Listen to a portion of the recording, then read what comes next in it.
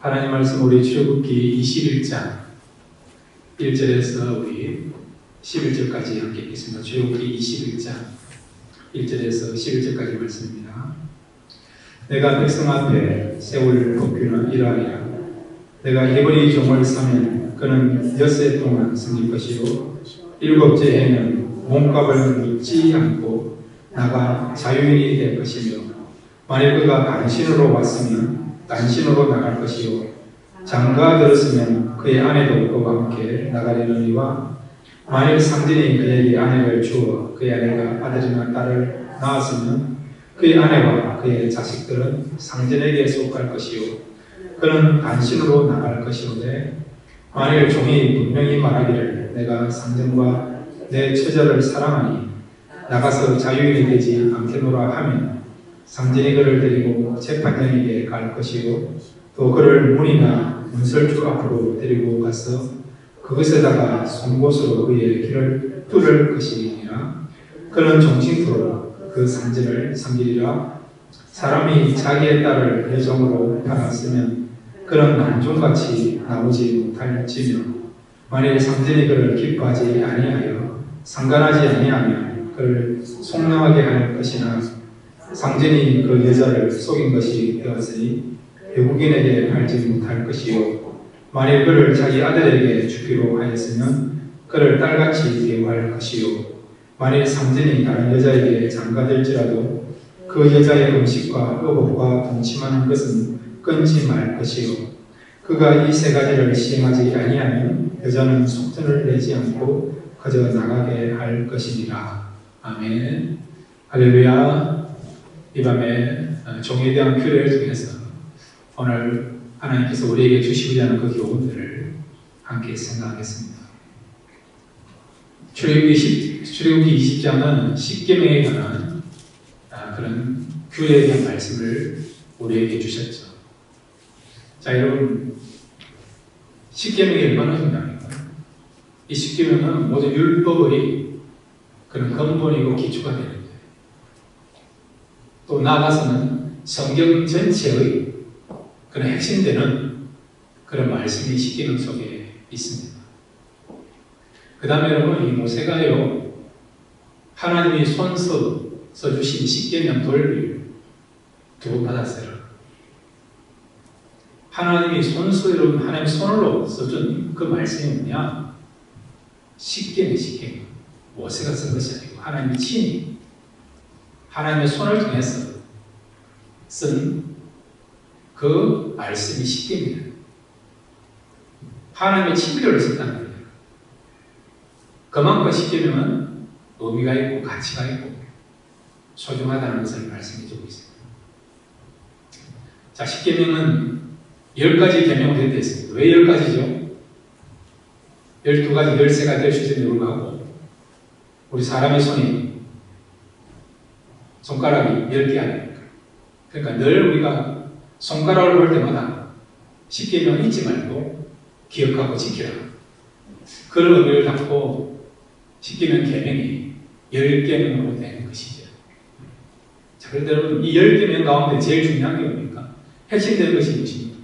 1계명이 1계명이 무엇입니까? 너는 내 앞에 다른 신을 내게 두지 말라.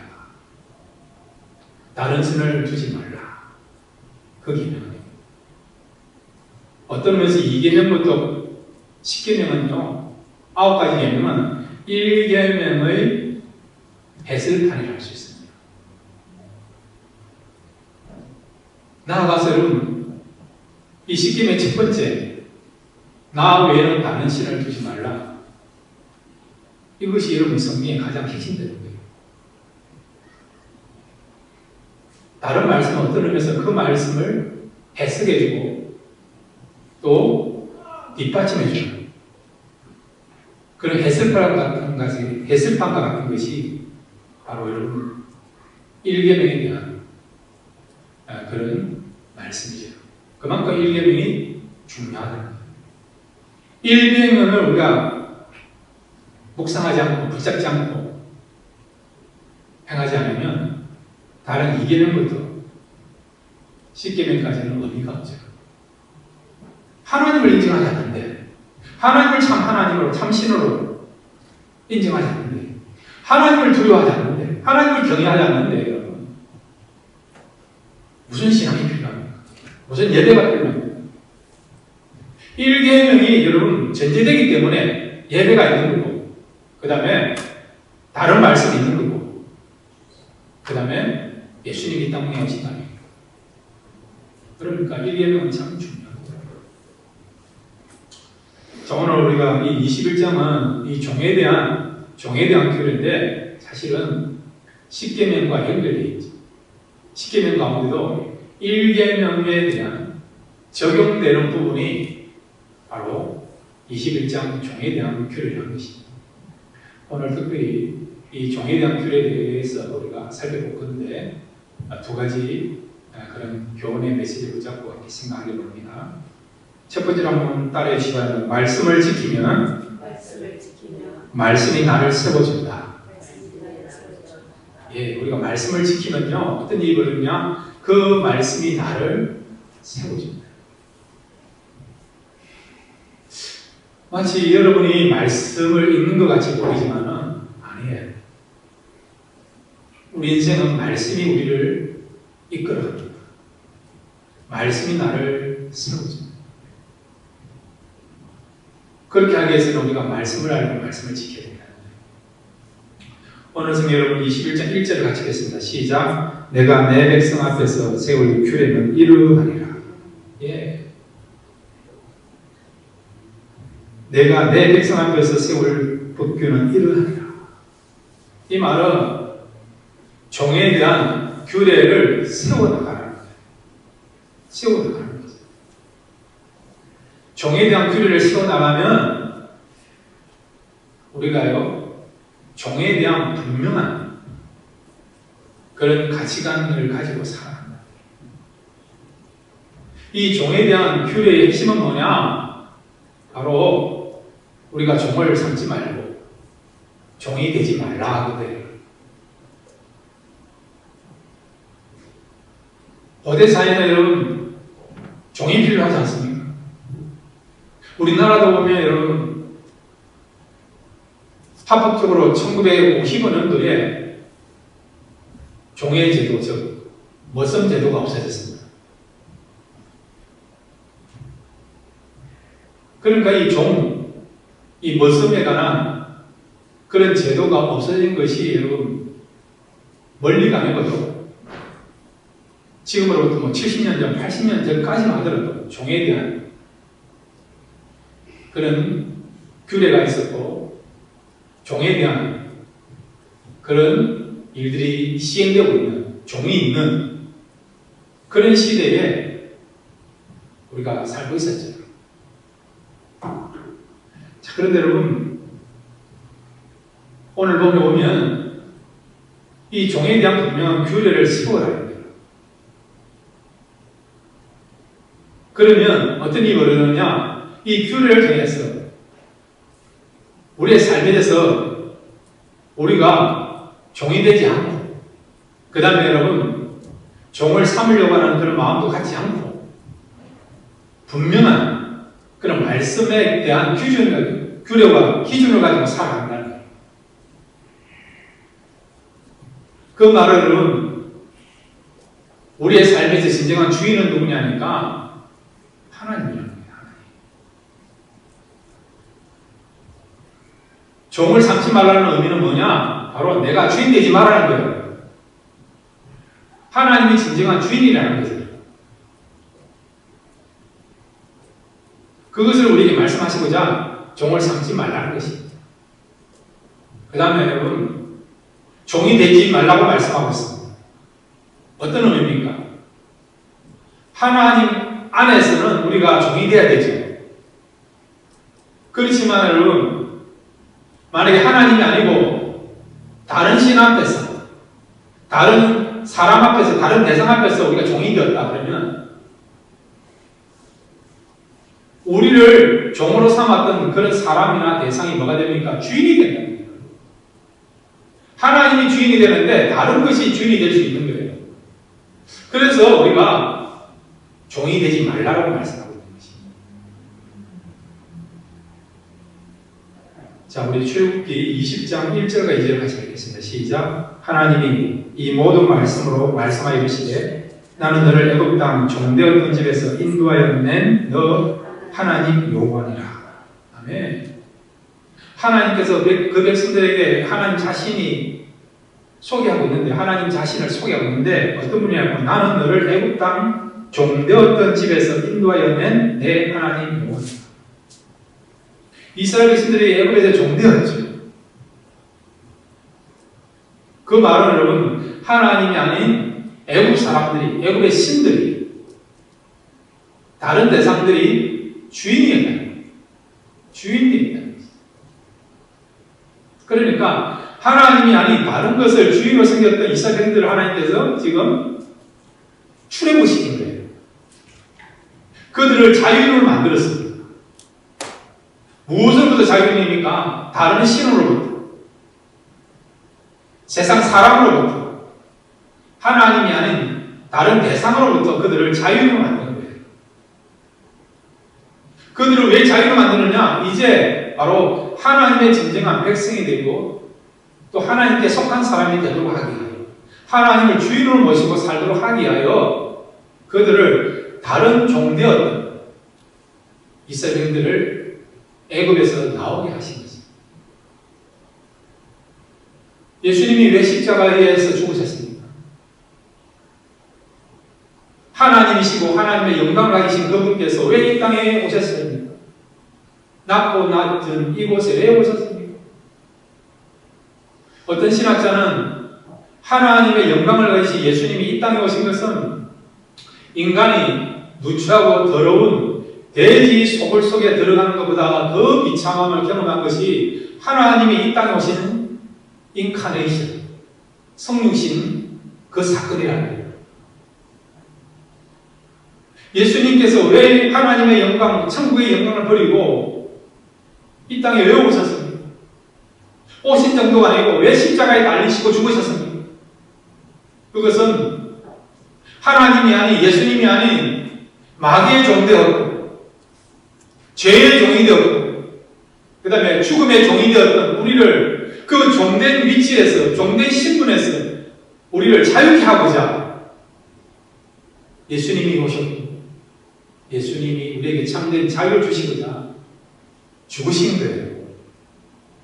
예수님이 죽으심으로 말미암아 이제 우리가 죄의 종이 아니고 사단의 종이 아니고 사망의 종이 아니고 이제는 하나님의 백성이 되고 하나님의 종이 되어서 참된 자유와 기쁨과 행복을 누리며 살아가게 되는 것입니다. 이 고난주는 어떤 의미는요, 이제 우리가 자유인이 되었구나. 예수님이 오시기 전에, 예수님 죽기 전에 우리가 죄의 종이었고 사망의 종이었고 세상의 종이었고, 그렇게 우리가 속박당하고 구속당하고 이리 끌리다는 거 저리 끌리다는 거. 여러분 그 폭군을 폭군들 아십니까? 폭군. 로마 시대 때 네로라든지 도미티안 황제라든지 이런 사람 폭군 아닙니까? 기독교인들을 얼마나 심하게 박해를 했어요. 얼마나 많은 기독교인들이 순교를 당하고 한란을 당하고 핍박을 당했어요. 예수님 오시기 전에 사단이라고 하는 폭군에 의해서 우리는 끌려다니는 인생을 살았어요. 죄라고 하는 그런 폭군에 의해서 우리가 정말 속박당하는, 자유 없는, 늘 불안한 가운데 살아갔습니다. 이런 우리를 불쌍히 여기시자 우리에게 자유를 주시고자, 참 평안을 주시고자 주님이 이 땅에 오셨고 죽으신 것이죠. 그런데 여러분, 우리가요 참 자유를 얻기를 원한다 그러면 말씀을 우리가 세우면서 말씀을 지키면서 살아가면 그때부터 어떤 일이 보느냐, 말씀이 우리의 삶을 이끌어가고 세워주기 때문에 참 자유가 되는 거지. 여러분 지금 수요일 나와 있지 않습니까? 바쁜 가운데도 피곤한 가운데 나오시지 않습니까? 이거는 여러분 우리의 삶에 어떤 유익이 있고 어떤 기쁨이 있고 어떤 역사가 나타나느냐? 오늘 예배드리를 통해서, 오늘 여러분이 또 찬양하고 기도하고 말씀을 들음을 통해서 여러분 인생에 예배가 세워지는 겁니다. 기도가 세워지는 거고 찬양이 세워지는 거고 말씀이 세워지는 거지. 그럼 어떻게 되느냐? 오늘 이후부터 예배가 여러분 인생을 이끌어가는 거예요. 기도가 여러분 인생을 이끌어가는 겁니다. 말씀이 여러분 인생을 이끌어가는 겁니다. 그러면 여러분이 뭐가 있느냐? 참 자유가 있는 거예요. 어떤 사람은요, 돈의 노예가 된 사람이에요. 돈의 노예. 어떤 사람은 세상의 재미가 자기 주인인 사람이 있어요. 세상의 행락, 쾌락이 주인인 사람. 그런 것에 종이 된 사람이 있어요. 어떤 분은 안타깝지만은 자녀의 종이 된 사람, 자녀의 종. 우리가 자녀들이 미성년일 때는 돌봐야죠. 필요한 것들을 우리가 공급해 줘야죠. 근데 어떤 경우는 자녀들이 결혼하고 나서 자녀들의 매여가지고 그렇게 또 살아가는 경우는 있지 않습니까? 물론 기쁨으로 감사하고 사명감은 좋지만, 근데 그런 기쁨이나 감사하는 마음, 행복감 없이 의무감을 하다 보면요, 우리도 모르게 내가 지금 이 나이에도 자녀한테 매여서 종으로 살아야 되느냐, 그런 마음이 들어요. 우리가요, 예배를 세우고 말씀을 세우고 기도를 세우고 주일날 나와가지고 주일 성수를 하면서 예배를 세우지 않습니까? 그때부터는 어떤 일이 벌어지냐? 다른 사람이 경험하지 못하는, 주일 성수를 하지 못하는 사람, 또 예배를 드리지 못한 사람, 기도하지 못한 사람, 그런 사람들이 경험할 수 있는 놀라운 그런 축복과 은혜를 세우고, 그래서 그런 축복과 은혜를 통해서 참 평안과 자유를 얻게 되는 그런 역사가 일어날 수 있습니다. 세상에는 두 종류의 사람이 있어요. 세우는 사람과 세우지 못한 사람이 있어요. 오늘 이후부터 여러분, 하나님의 말씀이 여러분 인생을 세우기를 바랍니다. 예배가 여러분 인생을 세우기를 원합니다. 찬양과 감사가 여러분 인생을 세우기를 원합니다. 하나님을 향한 순종과 사랑이 여러분의 인생을 세워나가기를 원합니다. 그러면 하나님께서 이런 아름다운 내용을 가지고 세우는 자들을 축복하시고 지켜주시고, 그 다음에 우리가 그런 것을 세우면요, 말씀이 우리를 이끌어가고 예배가 우리를 이끌어가고 또 기쁨이 나를 이끌어가고 또한 하나님의 사랑과 하나님의 은혜가 우리를 이끌어가는, 그래서 우리의 삶이 지금보다도 연태가 기쁨이 충만한, 또한 생명이 넘치는 복된 삶을 살아가야 될 줄 믿습니다. 날마다 선한 것을 세고 나가며 살아갈 수 있는 그런 저와 여러분 되시기를 바랍니다. 두 번째로 오늘 우리에게 주시는 교훈이 있습니다. 한번 따라해 주십니다. 종을 삼지도 말고 종이 되지도 말라. 예. 자, 여러분 오늘 본문을 보면 환경적으로 종이 된 사람이 있어요. 근데 하나님은 어떻게 말씀하느냐? 영원히 종이 되지. 혹시라도 다른 사람을 종으로 삼았다 한다면 영원히 그 사람을 종으로 삼지 말고 안식년이 되면 6년이 지나고 7년째가 되면 그 사람을 그냥 풀어주라는 거예요. 자유인이 되게 하라는 거지. 다른 세계에 보면 희년이 되면 종되었던 사람들을 풀어주라고 말씀하고 있어요. 여러분 고대 사회에 이런 법이 어디 있습니까? 한 번 종이 되면 영원히 종이 되는 것이 고대 사회 법 아닙니까? 아버지가 종이면 자신이 종 되는 것이 당연한 거 아닙니까? 종은 어떤 면에서는 사유재산 아니에요. 종이 많을수록 재산이 많아지는 거 아닙니까? 노동력이 되기도 하고, 어떤 경우는 종을 사기도 하고 팔기도 해가지고 부를 축적하고 재산이 늘어가지 않습니까? 종이 얼마나 여러분 중요합니까? 근데 하나님 뭐라고? 다른 나라에서는 이런 법을 찾아볼 수 없을 정도로 영원히 종을 삼지 말라는 거예요. 풀어주라는 거예요. 6년 동안 종으로 풀었다 한다면 7년 되면 풀어주라는 거죠.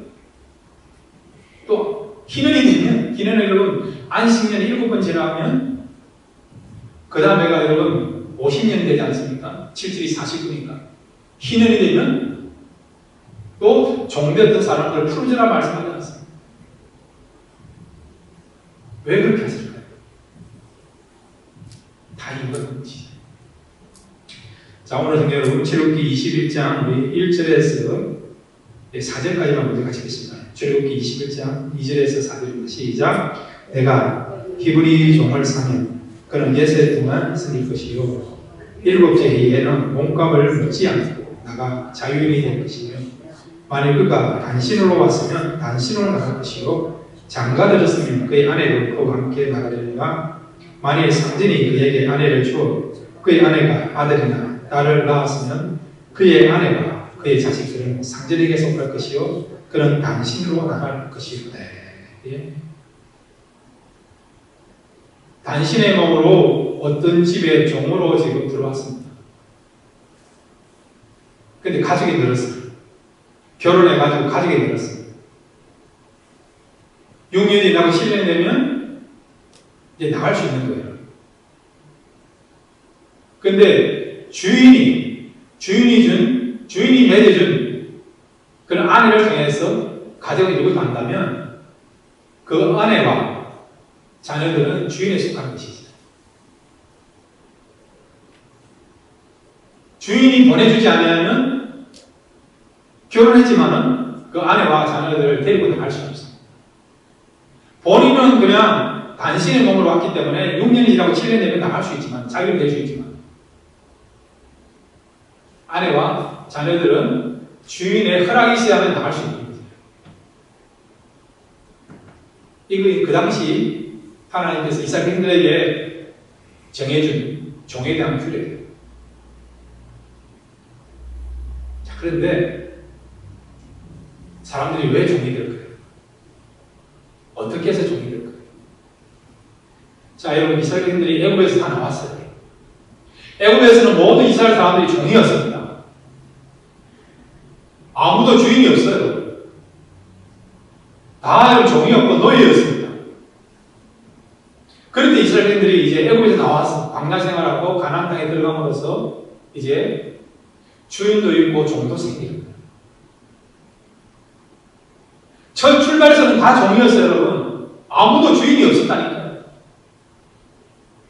근데 시간이 지나가 보니까 처음하고 다르게 주인도 있고 종이 생겨요.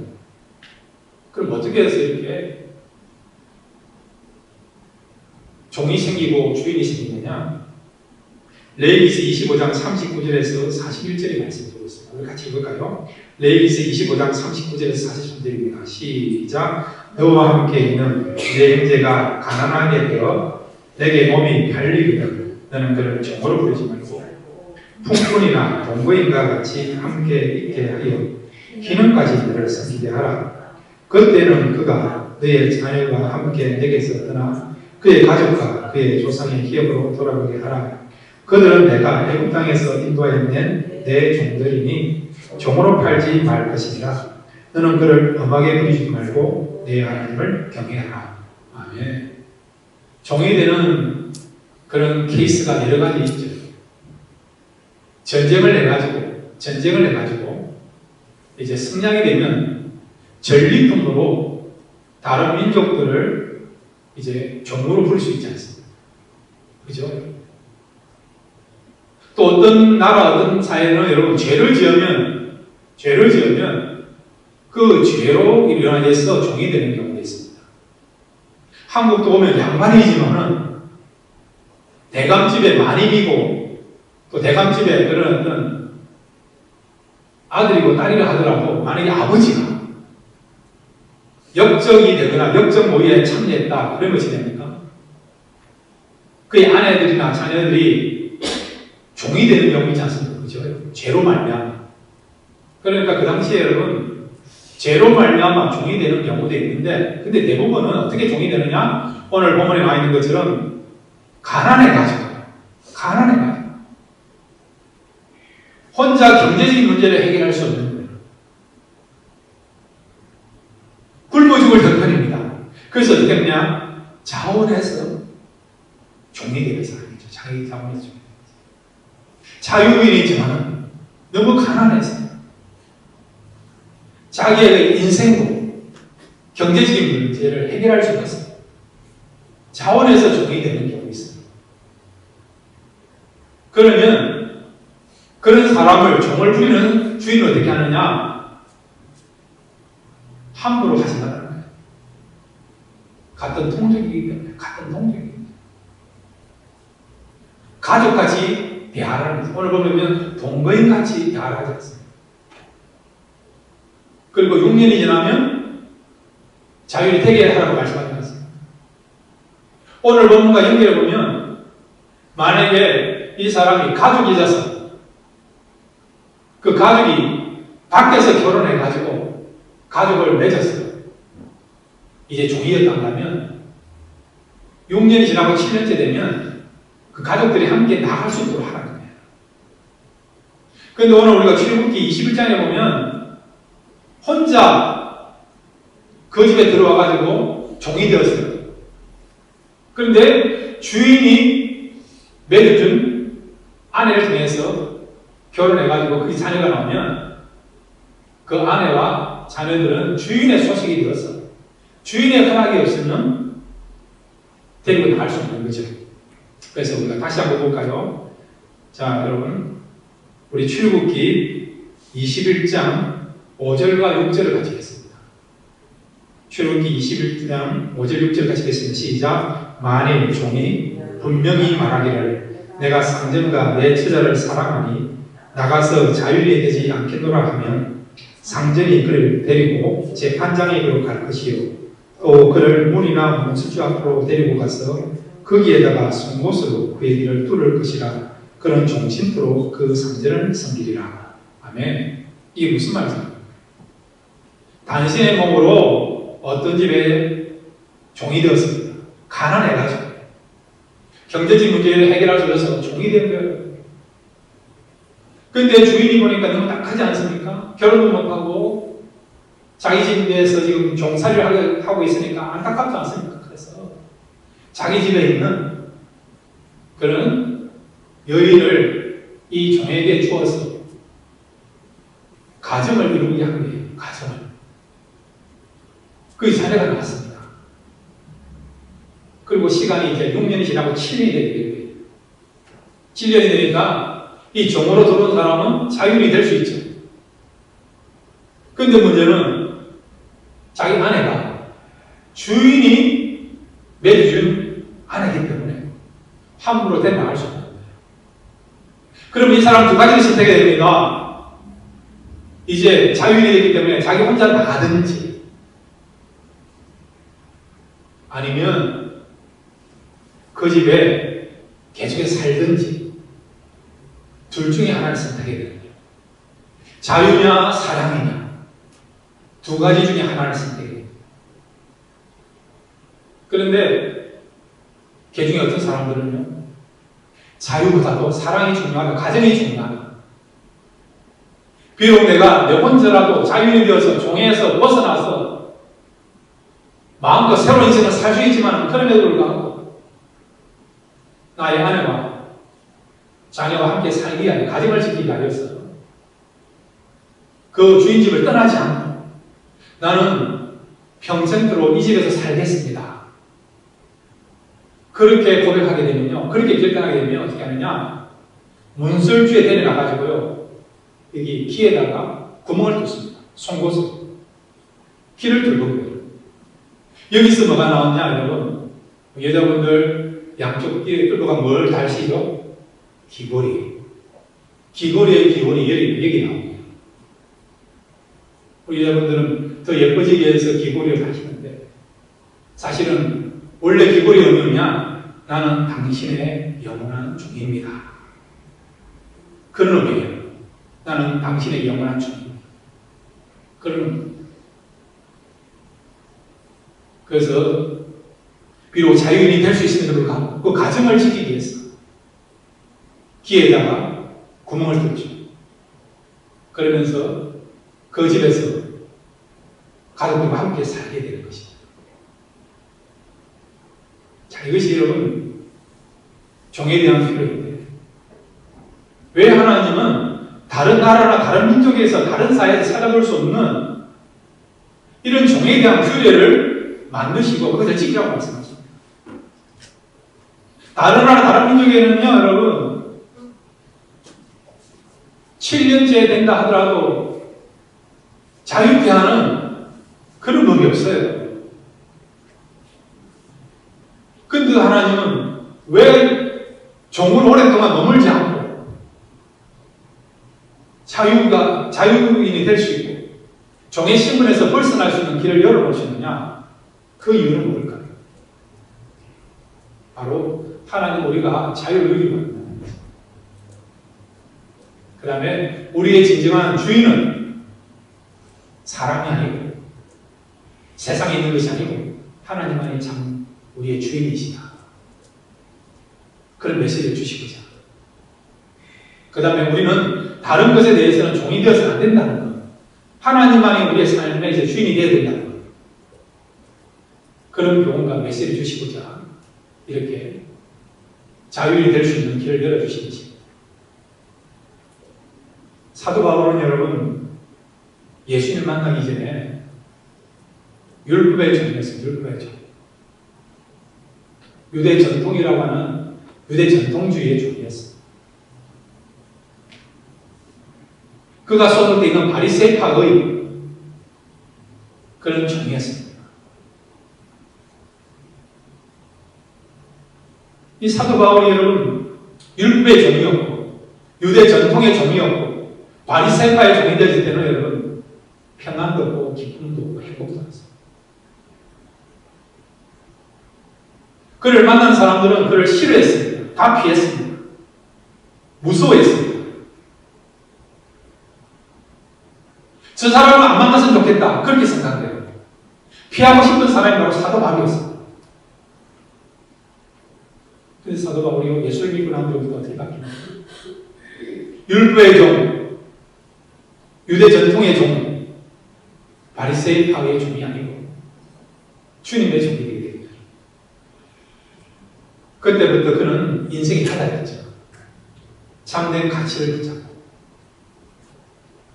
늘 감사하면서 기뻐하면서 진정 행복을 누리면서 인생에 대한 의미와 가치를 발견하면서 살아가는 그런 새로운 존재가 되었죠. 로마서 1장 1절 사도 바울이 자신을 어떻게 고백하고 있는가 우리 같이 읽겠습니다. 로마서 1장 1절입니다. 시작. 예수 그리스도의 종 바울은 사도로 부르심을 받아 하나님의 복음을 위하여 택정함을 입었으니. 아멘. 사도 바울은 그가 성경을 많이 썼는데 그가 쓴 성경의 서두에다가요 자신을 어떻게 소개하느냐? 예수 그리스도의 종된 나 바울, 예수님의 종된 나 바울. 그 말은 예수님이 나의 주인이라는 거예요. 예수를 알기 전에는 세상의 종이었고 권력의 종이었고 율법의 종이었지만 예수를 믿고 난 뒤로부터는 참 주인을 알게 됐다는 거예요. 참 주인이신 예수님을 만나고 난 뒤로부터 예수님의 종이 되는 것은 너무 행복하고 기쁘고 즐겁고 그 다음에 자랑스럽다는 거죠. 그래서 그가 성경을 쓴 서두에다가 자기를 어떻게 소개하고 있다고요? 나는 예수 그리스도의 종된 사람이다. 저와 여러분도 이제부터는 세상의 종이 아니라 물질의 종이 아니라 주님의 종이 되기를 바랍니다. 주님의 삶의 주인이 되기를 바랍니다. 주님 우리의 삶의 주인으로 모시고 그런 인생을 세워나가시는 주님이 여러분의 인생을 이끌어 가시고 축복하시고 은혜를 보이시고 진정 행복을 주시고 또한 우리의 삶의 가장 큰 축복을 누리면서 가치를 발견하면서 복된 삶을 살아가는 그런 인생이 될 줄로 믿습니다. 올해 남은 생에 주님의 종으로서 예수 그리스도를 우리의 주님으로 인정하면서 살아갈 수 있는 그런 저와 여러분 되시기를 주님의 이름으로 축원드립니다.